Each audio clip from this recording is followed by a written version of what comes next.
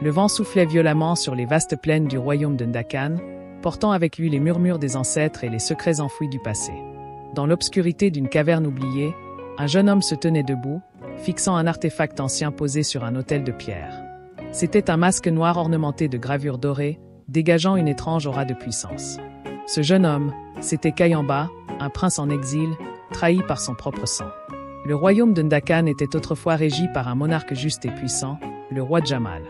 Mais dans l'ombre, son fils aîné, Malik, nourrissait des ambitions sombres.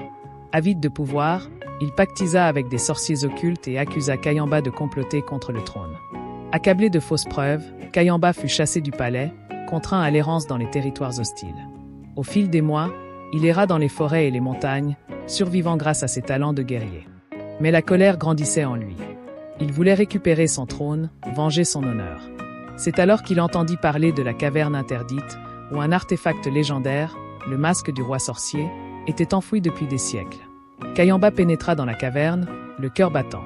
Les esprits des ancêtres murmuraient dans l'ombre, avertissant quiconque osait troubler le repos du masque. Mais aveuglé par la rage et le désir de vengeance, Kayamba saisit l'artefact et le plaça sur son visage. Dès l'instant où le masque toucha sa peau, une énergie surnaturelle l'envahit. Il sentit une force colossale couler dans ses veines. Mais une voix s'éleva dans son esprit, une voix grave, ancienne et impérieuse. « Je suis Noko, le roi sorcier. Ce corps m'appartient désormais. » Kayamba tomba à genoux, luttant contre la volonté du masque. Mais en lui, une part d'ombre était déjà en train de naître. Armé de son nouveau pouvoir, Kayamba se rendit à Ndakan.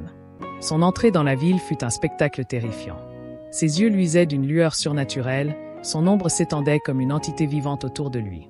Il traversa la ville sans que personne n'ose l'arrêter. Au palais, Malik sirotait son vin, inconscient du cauchemar qui approchait. Lorsque Kayamba franchit les portes, les gardes se ruèrent sur lui, mais d'un simple geste, il les balaya dans les airs. Son frère aîné, terrifié, tenta de s'enfuir, mais Kayamba l'attrapa par la gorge. « Tu as volé mon trône, Malik. Maintenant, tu vas payer. » Mais alors qu'il était sur le point de l'étrangler, la voix de Nzoko résonna dans sa tête. « Tue-le, et laisse-moi finir ce que j'ai commencé il y a des siècles. » Kayamba comprit alors l'horreur de sa situation. S'il cédait à la soif de sang, il ne serait plus qu'un pantin du roi sorcier.